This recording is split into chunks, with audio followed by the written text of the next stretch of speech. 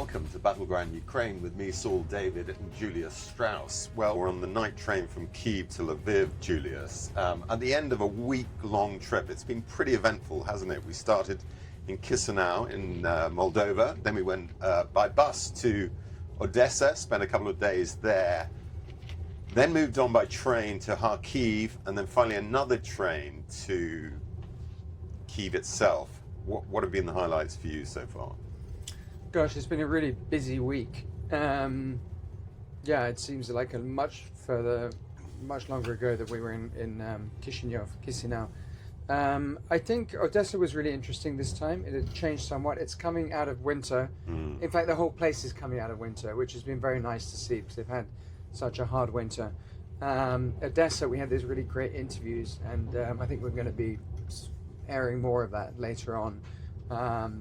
But you know, seeing the center where they're rehabilitating the soldiers, seeing some of the drone stuff was very interesting, and then Kharkiv was just this contrast. You know, we went to this terrible place where a Russian missile had landed the day before, 2 days before, and killed 11 dead now, we 11 think. Dead, 11 dead, and you know, just half that apartment block missing, and then 10 minutes down the road in the car, you had International Women's Day, and everybody's out in the streets. All the flowers are out, you know, there are men everywhere giving women these flowers. And you've got this real sense that it's not that they didn't know about what's happening, it's just that they're determined to live their life regardless. And we got a little bit of that today as well. You know, we went to the zoo, which initially I was like, well, the zoo's a zoo. But actually it's not, of course, because the zoo in wartime is different. And again, we'll talk about that maybe a little bit more later. And then we finished off, you know, today with the cemetery, and very, very depressing. You saw the victims from the, you know, the civilian killings in Bucha at the beginning of the war, and then you saw the dead young men that are still dying, some of them as recently as a few weeks ago. So, yeah, I mean, it's Ukraine going into the 5th year of war. Yeah, sobering end to the trip. I mean, my highlights, I think, we're seeing the substation actually at Odesa. I mean, we've been reading, of course, all the way through the winter at how badly hit the electrical system, power generation of Ukraine has been, deliberate policy by the Russians to try and make things as difficult as far as power, water, all the basic things that the civilians need to survive. And they've been pretty effective at it, but so have the power company in actually keeping the show on the road. I mean, we went to see a substation that had been completely destroyed, and yet they still had that optimism that actually they could get it back on its feet. They talked about how the electricity was being rationed so that certain streets had it for a certain amount of time, but basically the whole operation is still being handled pretty well. And I personally was quite surprised. I mean, I've got this power pack here thinking I was going to need it 1 or 2 times. We've got the head torches, but actually we were quite lucky, weren't we, from going from Odesa to Kharkiv to Kyiv without any kind of major issue with power. We've hardly had a power cut. I mean, of course, in Odesa, a lot of the time the generators were running. So it's not that there was power, it's that people have made adaptations. I mean, I think it would have been a lot worse 2 months ago, a lot worse. You know, it would have been really cold. We'd have been out of, you know, lacking in power a lot of the time. We've had it quite easy, and there's still ice on the ground, there's still snow on the ground. Amazing. But there's been a lot of sunshine as well, and that's probably reflected in the mood. We were thinking of coming in January actually, so logistical reasons, everyone being available, we moved it back, and I'm glad we did. A couple of other things to mention. When we got to Kharkiv, you spoke about the awful sight of that building that had been destroyed. You had a chance to talk to a couple of people, one guy who'd actually been in the building when the missile went in. So listeners, you know, watch out for that. We've got some pretty dramatic stuff coming down the line. You'll be able to hear it in the weeks to come as we move through the story of our trip. And also do try and watch some of the footage, because this is the first time we've been on the ground in Ukraine where we're actually filming as well as audio recording. So keep an eye out for that on Spotify and also on YouTube. Okay, Julius, let's talk about the news today. And I suppose we've got to start really with Hungary, haven't we? Because that's the biggest story at the moment. You know, it's the biggest story, and it's also a very depressing story, because you know, we've been talking for so long about this fact that Ukraine is trying to stop the Russians advancing from the east. And of course, there are different aspects to the war. There's the front line, There's the attacks on civilians and so on and so on. And what's now beginning to happen is that Hungary, in cahoots with Moscow, is stabbing Ukraine in the back. In the beginning, it was just a sort of a minor annoyance, but it's really stepped up recently. To keep the story as short as we can, because there's so many details here, but basically, Viktor Orban, the Hungarian leader for the last 16 years, is up for re-election, and he's unpopular with the voters. And the one thing that he thinks he can win this election on is by bashing Ukraine as hard as he can. And the message he is really trying to send out is that Ukraine is trying to drag us, Hungary, into a third world war. The European Union is trying to drag us into a fight with Russia, and we are not going to do that. We are Hungarians. We decide our own fate. They say this again and again and again on the ads. We decide our own fate. So that's all at a sort of a theoretical level. But what's happening at a practical level? I mean, we had this incident a few days ago now where, well, to step back just a little bit. So what's happening is that Hungary is blocking the $90 billion package of aid to Kyiv, which has been agreed by the EU. Hungary is saying, no, they're not getting that, and we're going to actively block it. That obviously has irritated the Ukrainians. There was a little bit of sort of fast talk backwards and forwards. Orban talked about a pipeline that he wants to open in Ukraine. He said, I'm going to use force in Ukraine to open that pipeline. Well, what does that mean? Presumably that means some kind of military or paramilitary intervention, if you take it to its logical conclusion. Zelensky lost his temper a bit, and he said, I'm going to get my generals to come and talk to you. Probably not the cleverest thing to say, but kind of understandable in the circumstances. But now the Hungarians have got the bone, and they're running with this. And so the first thing is they took down they really swooped on a totally regular, totally legal cash convoy that was moving between Ukraine and Austria. Now, this might sound dodgy, but it's not dodgy. It's very simple. They can't fly in and out of Ukraine, so if they want to move cash to pay their bills or to balance up their books or whatever it is, they have to take it by road. The way this was presented in the Hungarian media was as if this was some dodgy Ukrainian scheme, possibly with mafia overtones. These were regular employees of a state national bank. The Hungarian counterterrorism jumped on them. They pushed them down onto the tarmac. They filmed it all. They put it all over YouTube. They then held them for more than 24 hours in handcuffs, which is pretty strong. And since then, Orban has just been upping the ante again and again and again. So we're really getting into dangerous territory here. Yeah, I mean, we don't think, do we, Julius, and particularly you, because you're more of an expert in this, being half Hungarian yourself, we don't think this is going to end peacefully or with some kind of reconciliation anytime soon. The Hungarians have sent in a group to have a look at the pipeline and decide whether or not they think it can be fixed relatively easily, maybe to do some investigation as to how it happened in the first place.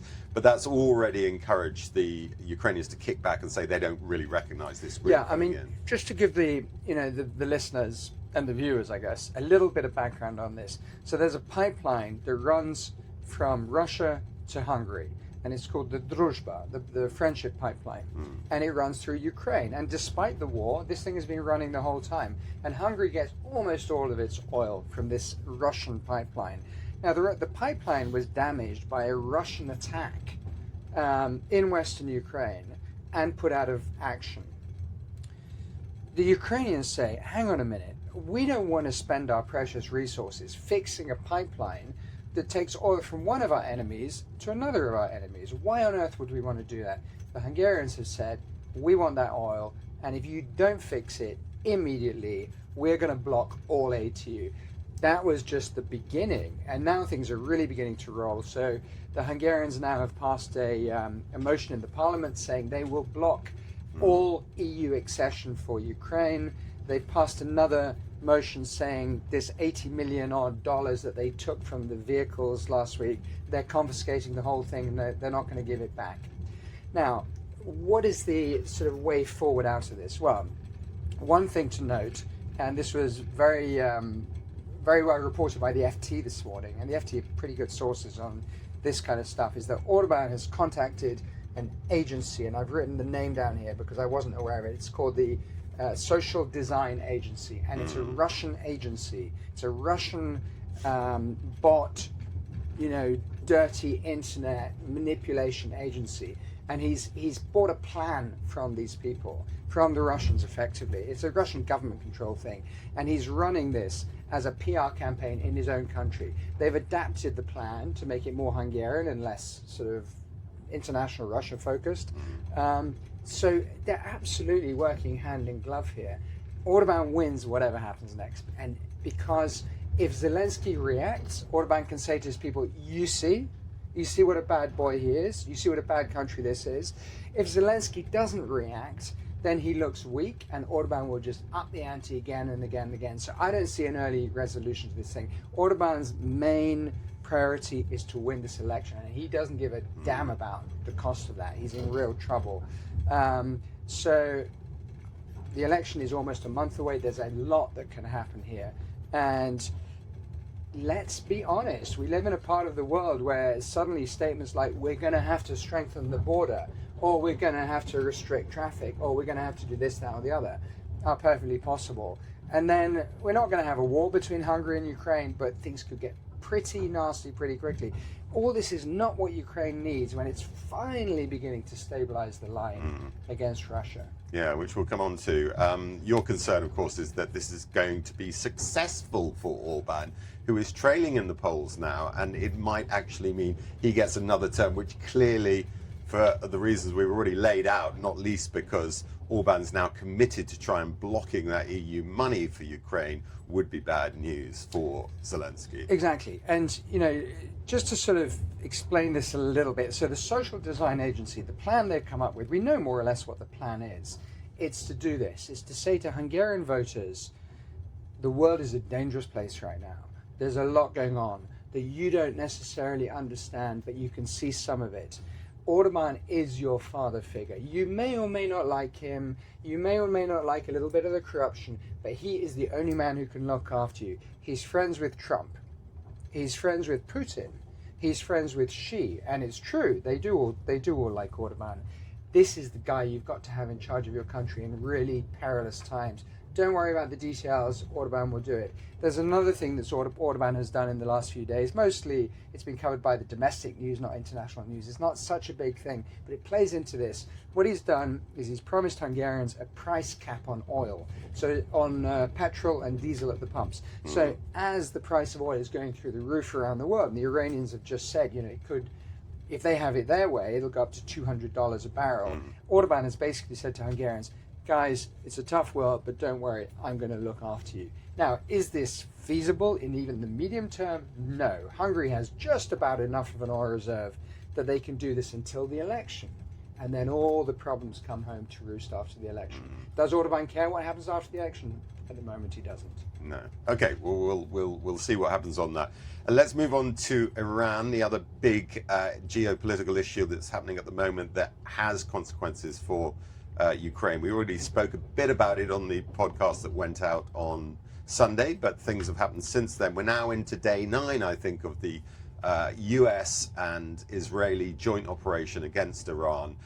And we don't look like we're heading towards a resolution anytime soon. Why does that matter? Because it probably means higher prices at the pump, which means more money for Russia and bad news for Ukraine.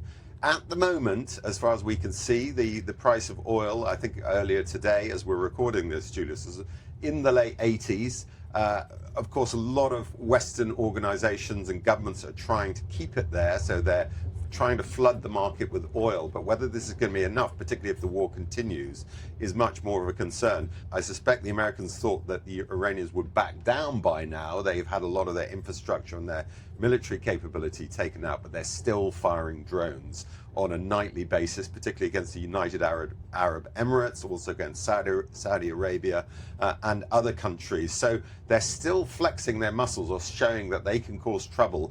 And they have at least announced that the Straits of Hormuz are closed for the meantime. Now, I think something like 6 ships were hit trying to pass through it over the last 24 hours, which shows you that although they don't have the absolute capacity to close it, this is a real problem for the movement of oil, and therefore that's going to be another pressure on the price of oil.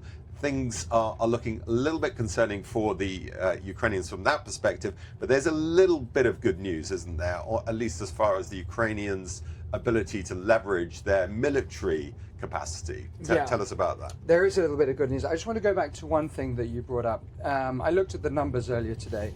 So Russia needs oil to be at about $59 a barrel to meet its budgetary requirements for 2026. Yeah. Until this war started, it was at $40 a barrel. The Russians were in trouble if it stayed at that level. Now it's gone up to $80 a barrel. Yeah. The Russians are raking it in. So if this lasts, then it really is going to make a big difference. And of course, the Ukrainian budget, which is stretched thin, they also have to buy a lot of. They're fighting a war. They also have to buy a lot of petrol and diesel, and that's not coming from Ukraine. That's coming from outside. So it's hitting them at sort of both ends of that point. But the good news, potential good news. I'm a little bit skeptical about where all this is going to go, but let's see. Is that several countries, 6 countries I think, maybe more, have approached the Ukrainians and they've said, we need your anti-drone technology. The Americans have said they're open to it, but it's really the Gulf countries that have stepped forward. And according to what we're reading in the press reports, the Ukrainian press reports, Saudi Arabia has either agreed a deal with Ukraine or is very, very close to agreeing a deal with Ukraine. Yeah. Over the anti-drone. So that's both money, real money, coming into the Ukrainian economy, not just now but in the future. It shows you that Ukraine is able to leverage its military ingenuity, the fact that it's actually creating things, military technology that other countries need. So that's a useful long-term thing. Then, of course, there are the diplomatic contacts that they're going to be making, the political contacts with the Gulf, but also with America. You're skeptical, and you're quite right to be, about the effect this is all going to have on Trump. But there is the American electorate too, who may say, okay, hold on a second, Ukraine is actually helping us protect US servicemen. This may have some effect in the midterms. Who knows? We'll have to wait and see on that one, Julius. But generally speaking, I think that's a positive move for Ukraine, isn't it? Yeah, I mean, the reason I'm skeptical is this. We've said so many times in the past that Trump will be angry with Russia about this, or Trump will be angry with Russia about that. This incredible information came out last week that the Russians had been providing the Iranians with targeting information on the Americans and the Israelis. I mean, at a time of war, that's a pretty serious thing to happen. Caroline Leavitt, the White House press spokesman, stood up and said, well, we don't really care, and it's not really making much difference, so we don't think this is much of a deal. And then Trump echoed her statements. So I'm skeptical that Trump is ever really going to change his mind on the Russia-Ukraine thing. But on Ukraine itself, they'll have to play it very carefully because, of course, if they're taking anti-drone equipment away from their front lines and their cities and selling it to the Gulf, they're leaving themselves exposed. So in a sort of a perfect world, they might give them some anti-drone equipment, they might get either some badly needed money, or they might even be able to trade them for Patriot missiles, which are currently being used in the Middle East to shoot down drones, which is a massive sort of, overkill response. But it's because the Middle East don't have that anti-drone technology. So Zelensky is trying to tread a careful path here. I mean, let's hope there's some success in it, but I'm not holding my breath quite yet. Okay, we mentioned before the awful, appalling Russian missile strike against that apartment block in Kharkiv a couple of days before we arrived there, Julius. And we're now going to play a report you did with Baldy from the scene of the strike. So we're in northeastern Kharkiv now, and we've just driven up from the center. You can see as you come out of the city, the damage is significantly more pronounced. But if you needed reminding, what you're seeing behind us is exactly what's still happening. So we had a missile strike come in here 2 days ago now. The casualty count, we think at the moment, is somewhere between 7 and 10, somewhere in that region.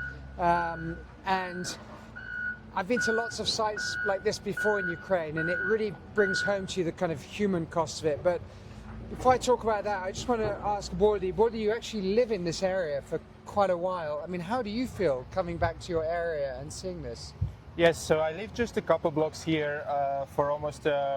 for more than a year. And this is a much suffered area, as you've already mentioned. And even when I was living there, every single night I was waking up for strikes, drones, and it's really only a matter of luck whether the rocket hits your house or the one next to it. And me, as well as everyone else in this neighborhood, was just crossing their fingers when they went to bed at night, hoping that it's not going to be one of theirs. But it's like in the mafia game when the city goes to sleep and in the game some people don't wake up. It's just absolutely the same here. Some people just don't wake up in the morning, and we know not every one of us will see daylight. I mean, one of the things that really gets me with a strike like this, and of course there have been lots in Ukraine since the beginning of the war, is, you know, the Russian apologists jump on these strikes immediately and they start picking holes in the details, and they start saying things like, well, the Russians didn't mean to do it. There was a very big strike in Dnipro, which I also went to, where, you know, dozens and dozens and dozens of people were killed. And people said, well, they weren't aiming for that particular building. They were aiming for the military facility nearby. But I mean, the reality is, if they weren't firing these huge missiles into Ukraine, this stuff wouldn't happen. So it's possible that this missile hit some kind of electronic warfare jamming, and this was not the intended target. But the net result is 10 dead people, and it's not going to be the last of these incidents. So it's incredibly, incredibly sad. Yes, and just as you said, Julius, this thing has happened, is happening right now, and will happen despite all the ongoing peace efforts by President Trump, whether good or bad intended. And there is just I just don't see any end to it in the immediate future. And one last thing I'll add, you know, and this is with the greatest respect to the Ukrainians, this is how it works. They have a strike, people die, they clean up, and life moves on. And you can see there's hardly any people here. It's just become part of their daily lives, and they are incredibly efficient at sort of moving on and getting on with life. We like to call it resilience, but sometimes you must wonder just how long they can be resilient for. Just 1 or 2 miles away from here, people are walking on the streets celebrating International Women's Day, and there are huge buckets and flowers in everyone's hands. And I mean, life just goes on. People really got used to this, and sadly the world too. So we had a few more words with the gentleman. He's standing actually just behind our camera, but he doesn't want to be filmed. And he said they had, on the night 2 nights ago, they'd had 2 alarms. One was a more general alarm, and then one was a local alarm. So they all moved into the corridor, and they were in the corridor when the rocket struck. He said, all I saw, there was this enormous bang, and then all I saw was smoke, and we tried to get out, and we couldn't get out. The entranceways were blocked, and eventually the first responders came, and they put a ladder up to where we were, and they managed to smash an opening for us, and that's how we escaped. I'd like to ask him more questions, but he's clearly very upset, so I think we're going to leave it at that for now. Let's just remember how much people worked in their life to be able to move into such an apartment. For example, he lived here for 25 years before this happened, and yeah. Of course, with these things, the death counts tend to go up, and the latest we've heard is it's probably at 11 at this point. Julius, in a more general sense, this shows you that the Russians are happily attacking civilian infrastructure. We don't know that they actually targeted that block, but they certainly, you know, no tears were shed as a result of that. But we do know that they're attacking trains, and they're also attacking a bus in Kherson, which has just happened. So this is part of a pattern, isn't it? Yeah, actually, the train attacks are really stepping up.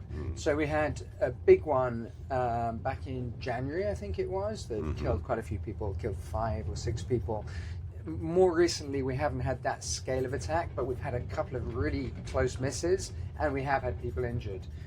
So about a week ago, we had 5 people injured in one strike on a railway facility. And then we had this, you know, shocking story, really, of a drone that hit a locomotive and disabled the locomotive, but somehow didn't kill anybody. And the Ukrainians, you know, who are fantastic for their sort of resilience and just get on with it, they just changed out the locomotive, put another one on, and off the train went, and it was a couple of hours later at his destination.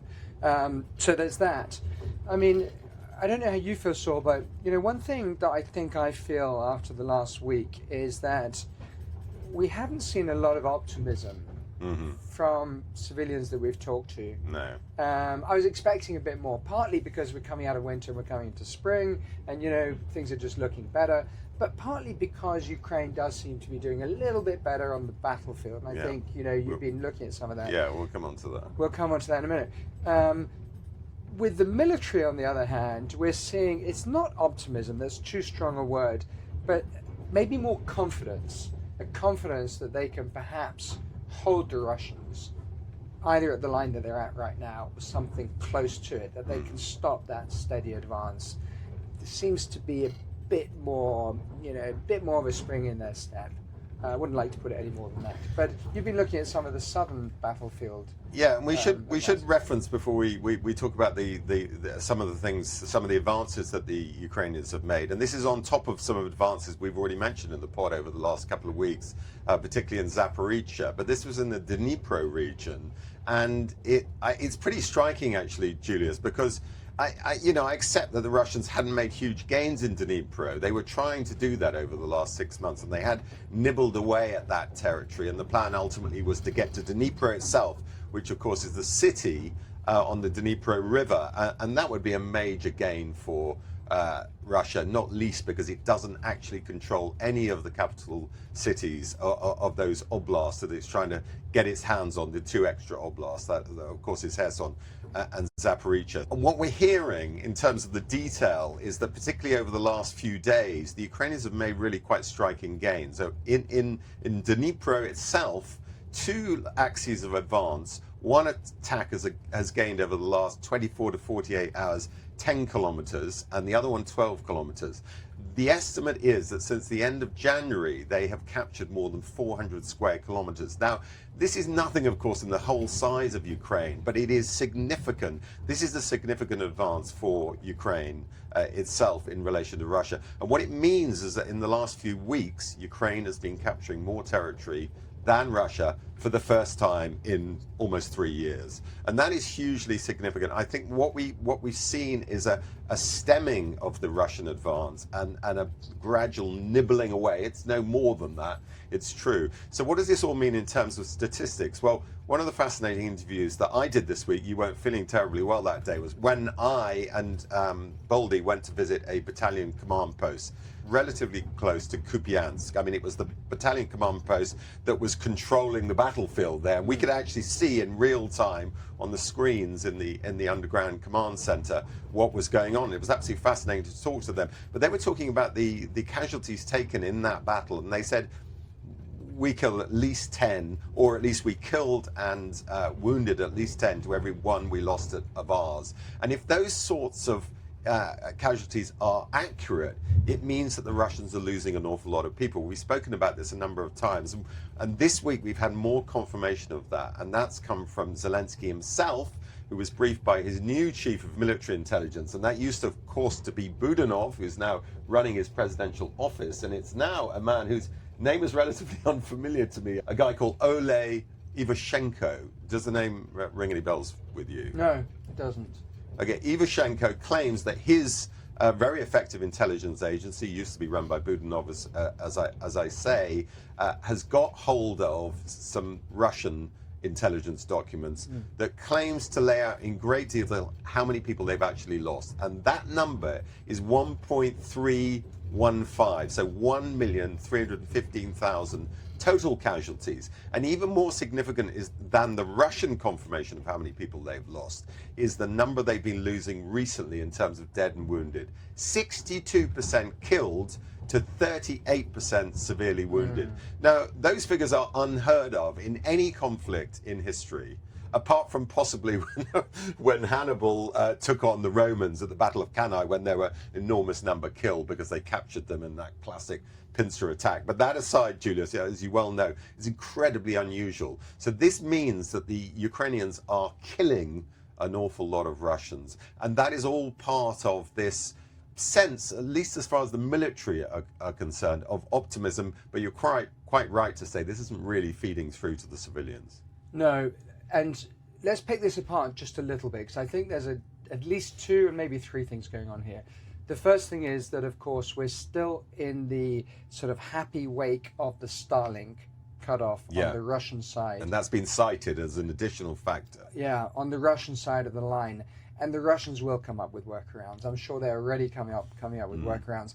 And one of the workarounds we heard about yesterday when we were talking about corruption with Transparency International was that the Russians are using local Ukrainians and paying them to register Starlink terminals. So straight out corruption, spying, whatever you want to call it.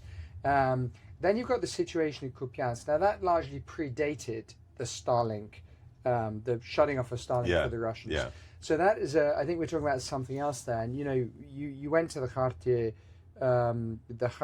base, the sort of command base, and I think that is a sign of the Ukrainians at their best, losing very few men to have quite a maximalist effect and achieve a significant objective, which is basically the retaking of the city of Kupiansk, a place I've been to 2 or 3 times now, and it's very important. With very few casualties.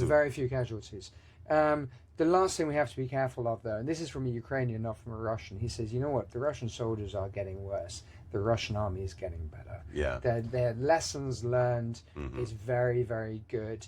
They have these very good counter-drone units now that I think they're called Rubicon, and they're spreading them out. Yeah.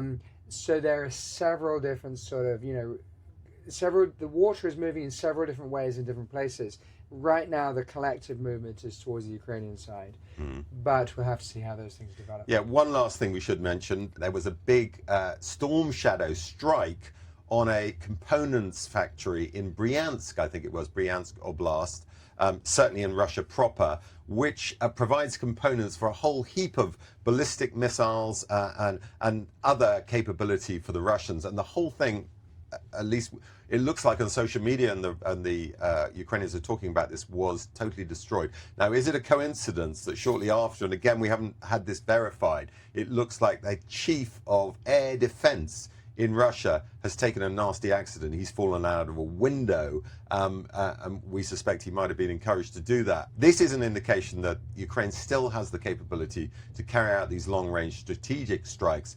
And if it's true, and there is a link between the two, and I accept that we don't know for sure, it also shows that you better not make too many mistakes in Putin's army, otherwise that's going to be your fate. Yeah, of course we don't know. There's all kinds of factional infighting in Russia, and he could have fallen victim to that. One little footnote I think is worth mentioning is the peace talks, which are just not happening. This thing we've concentrated on so much for so long, and the Americans are just distracted. They've been put off until next week is the latest word, but you're right. It's officially. just, there's nothing. There's no movement. In fact, I even saw a thing today that the Russians were saying, you know what, the Americans aren't even engaged anymore. So we're going to have to win this on the battlefield, which is what they've kind of been saying for a while. So, all this bluff and bluster and talk and give up Donbass and all this pressure and elections in Ukraine right now, we've seen absolutely nothing of it. Nothing. Zero. So we have to assume that diplomacy for the time being is either dead or very much on the back burner, and it's going to be about fighting, which is sad, but that's probably what's going to happen. Okay, good time to take a break, I think. We'll be back in a moment with listeners' questions.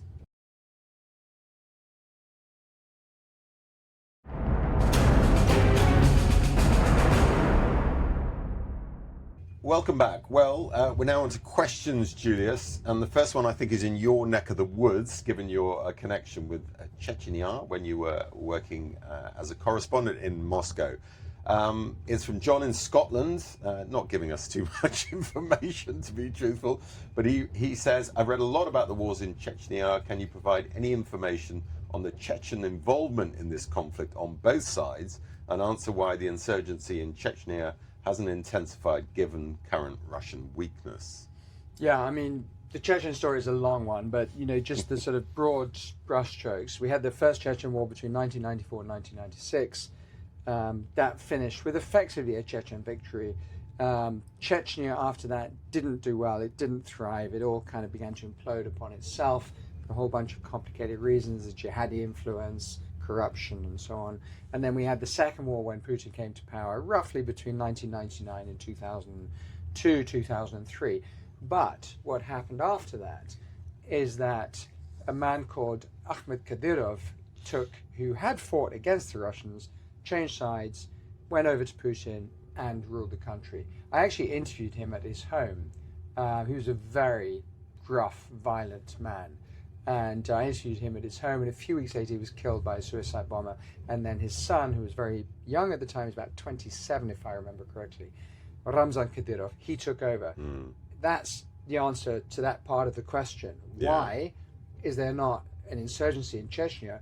Because Ramzan Kadyrov runs it like a Stalinist state. I mean, it makes Russia, what's happening in, Mother Russia, look like a tea party. He absolutely holds that place by fear. There is no sense of anybody opposing him whatsoever. In terms of the Chechens' roles in different Chechens' role in the war, you have had some Chechens on the Ukrainian side.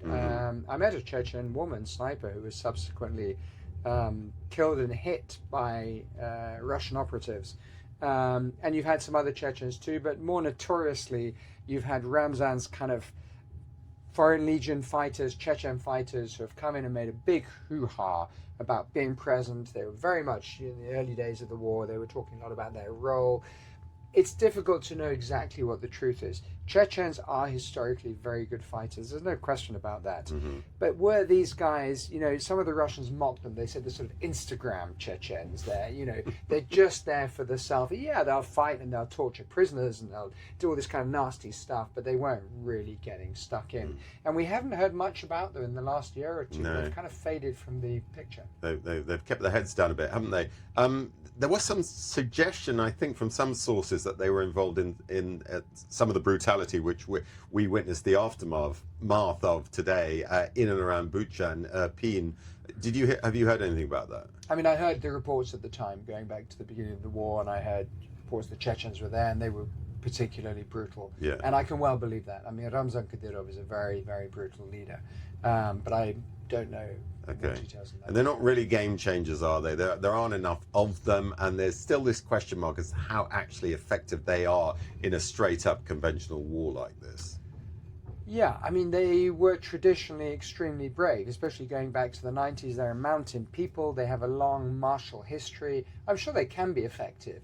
But there is this sense with Ramzan's guys that a lot of it is for show, and that actually they probably prefer to be back in Chechnya, beating up opposition people. And they've been, they've got this terrible record with homosexuals. They've been torturing them, imprisoning them, killing them, and so on and so on. I mean, it's a really rough band. It is worth mentioning that there's very substantial reports now that Ramzan Kadyrov is seriously ill. He probably is. You never quite know with these things. And so we may see Chechnya suddenly become an issue again in Russian politics, possibly a big issue. He's lining up his son, isn't he? Like he was lined up by his father. He's lining up his son, but his son just had a rather serious car crash. And so it's not clear how bad it was, what's going to happen next, and so on. We'll see. Right, let's move on. European view of USA. This is from Dan Russell. I'd be very interested in your perspective on how the US will ultimately be viewed by Europe and by Ukrainians once the war concludes one way or another. At the outset, US support was clearly decisive and instrumental. However, as with Afghanistan and other conflicts, American attention can appear to wane over time. My personal view, whilst I'm no supporter of Trump, I recognize his pragmatism in selling the required weapons to allow a wealthy but uncoordinated Europe to help Ukraine. I wonder if history will view Trump's dialogue with Putin as pragmatism or outright collusion. God help Trump and those in Trump's orbit if he does turn out to have been compromised by the Russians in some way. I mean, I think Dan's being a little bit optimistic here. I'm accused of that in the sense that I'm afraid it's pretty clear to all of us, myself included, that Trump's role in this has been unbelievably malign. We have to distinguish between him, of course, and the previous regime, the previous administration, Biden. When the war started, Biden was in power and he was pretty firm in his support for Ukraine. But since Trump's come in, it's been very transactional. He cut off intelligence at the beginning of last year, as we've mentioned many times on the pod. Eventually came back, but rather unwillingly. And pretty much ever since then, any American weapons that have come to Ukraine have come via the Europeans who are paying for them. So it doesn't seem to me that Trump is in any way assisting the Ukrainians, apart from intelligence sharing, and that does seem to be important, the targeting of particularly long-range targeting. But that aside, I don't think you can look with any kind of sense of, yeah, on the one hand or on the other with Trump, can you? No, I don't think you can. I mean, Trump's withdrawn, how should we quantify it? 90% of support, maybe. It's a bit difficult to put an exact number on it. One thing important, though, because I've thought a lot about this, how much are the Americans still supporting the Ukrainians? And you mentioned the intelligence. And we asked this of a soldier this week, and he made a very important point. He said the American government help is very, very little. But the American private companies, not because they're being charitable, but because they exist and they are commercial companies with great capability, are extremely important to Ukraine. And so I'm not just thinking of things like Starlink, I'm thinking of very basic things like, Microsoft software or, some other kind of software that will be underpinning a lot of the Ukrainian military action. So if Trump ever decided to put pressure on the private companies to stop supplying Ukraine, then I think we'd be into a much, much bigger world of pain. So I suppose we should be thankful for small mercies. He's cut government aid, but he hasn't completely cut Ukraine off.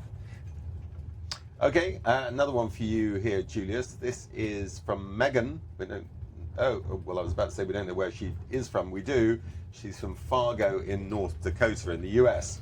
And she writes, I had a conversation with a Russian gentleman about the war. I was surprised to hear he was actually from Odesa. That's Odesa, obviously, in Ukraine, and very bitter towards the Ukrainians.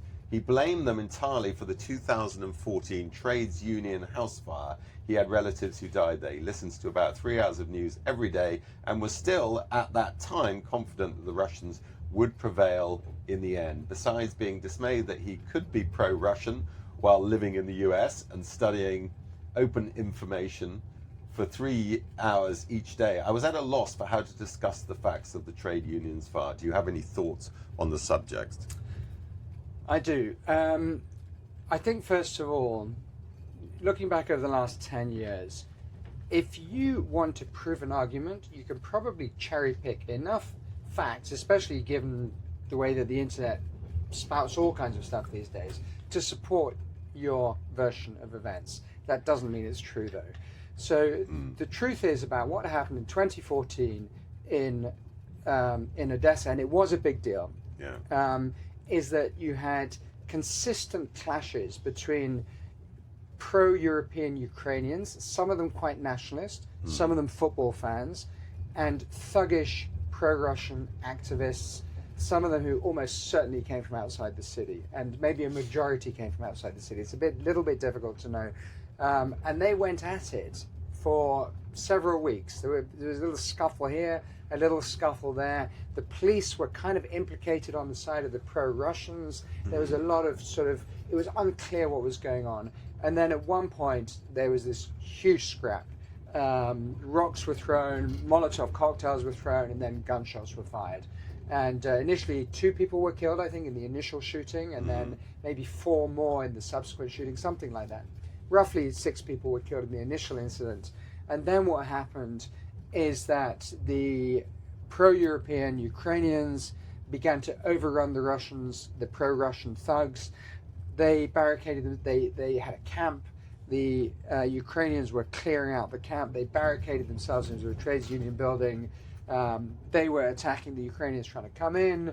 The Ukrainians were throwing Molotov cocktails at the building caught fire, and around 40 people died. Is it a tragedy? Of course it's a tragedy if 40 people died, but this was a violent confrontation, and it just happened that the pro-Russian thugs ended up on the wrong side of it. We have to compare that to what happened in eastern Ukraine at the beginning of the war, where it was almost always the Ukrainians who ended up on the wrong side of the violence. So to cherry pick that one incident and say where it is true that more pro-Russians died, and say that therefore means something in the bigger picture, I don't buy that particular version. Okay. Useful propaganda, though, of course, if you want to use that as an example of, I don't know, Ukrainian brutality. I think the broader point here, which her Russian friend, Megan's Russian friend in the US, needs to understand, is that Ukraine was a sovereign entity at that stage, and the pro-Russians were trying to do something about that, weren't they? We saw what happened in eastern Ukraine. If they'd had their way, Odesa would have been added to that strip, and of course that was Putin's intention at the start of the war. So it's hardly just, we're just sitting on our hands and not doing anything. There was clearly an element of provocation there. And it was touch and go. Odesa could have gone to the Russians. Kharkiv almost went to the Russians. Yeah. Sloviansk did go to the Russians, and then they were pushed out. So there was a lot of pushing and shoving at that time. And now it's worked out the way you see it with the front line where it is. Yeah, I mean, it's interesting, isn't it? Counterfactual. But if all of those cities that you've spoken about, and this strip that is effectively, we've mentioned it before on the podcast, New Russia, had been actually taken by the Russians without a full-scale invasion, they may not have needed a full-scale invasion. They may not have. I mean, my sense is that Putin always wanted to control Kyiv. It wasn't about the Russian minority, the ethnic Russian minority, whatever he calls them. And there's lots of different ways of describing it. But he wants control of Ukraine. It doesn't mean he has to occupy even a rump, even a rump Ukraine. It doesn't mean he has to occupy all of it, but he has to control what happens in Ukraine. That's my sense. Okay. Last question. This is drones from David. I listened with interest to last week's discussion on drones and the technology being developed to take them down. In World War II, it was very clear that the best way to take down an aerial threat was with another aircraft. Mostly true, although there's a lot of anti-aircraft fire that got quite sophisticated, actually, particularly on the German side. I mean, they had so many bombing raids over Germany from 1942, from 1943 in particular onwards, that actually they created a very sophisticated system of anti-aircraft with using radars, and it was all automated. We're not talking AI here, but not far off it.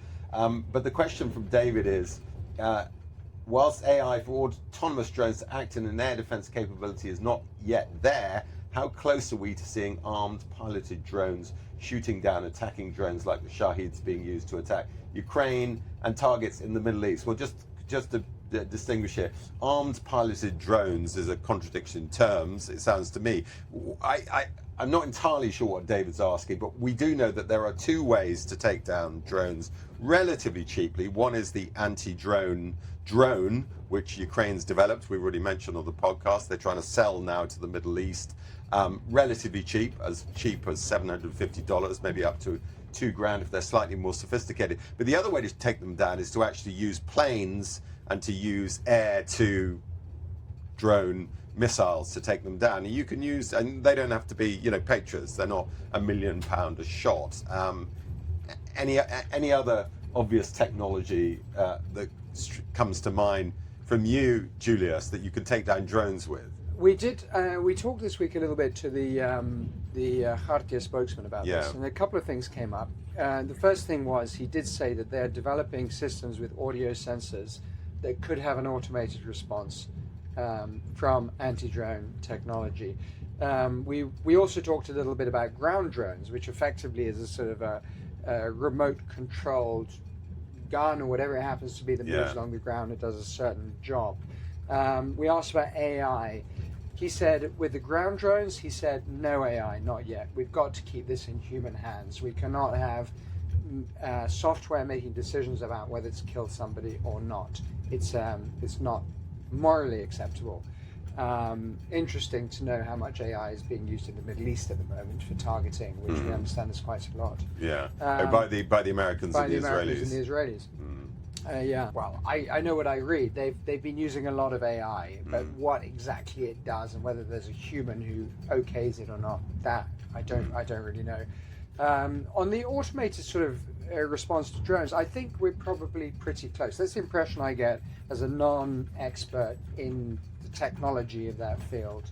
But we're not there yet. I mean, we know from the last week we've had the air raid sirens going off again and again and again and again.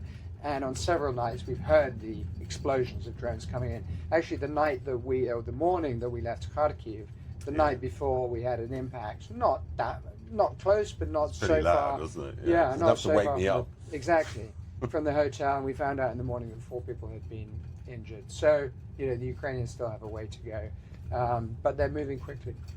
Okay, that's the end of this episode. We are going to carry on in our journey, going to try and get some sleep tonight.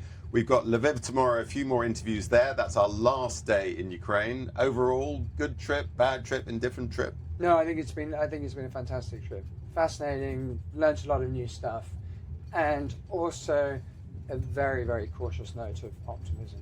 Yeah, and we've had a proper cross-section of interviews, haven't we? It hasn't just been all military. You've done lots of vox popping, thank God for you, Julius, and also Baldy, who speaks reasonably good Ukrainian now. So between the two of you, we've covered a lot of the linguistic bases, and it's allowed us to literally grab people in the street. Now, not all of them, as you've already pointed out, were that optimistic, but we definitely got a really interesting cross-section of opinion from people all over Ukraine, because we've covered all the big bases. The only place we didn't go to is Kherson. That's the one place I think you would advise me as a completely inexperienced traveller in war zones maybe not to go to, isn't it?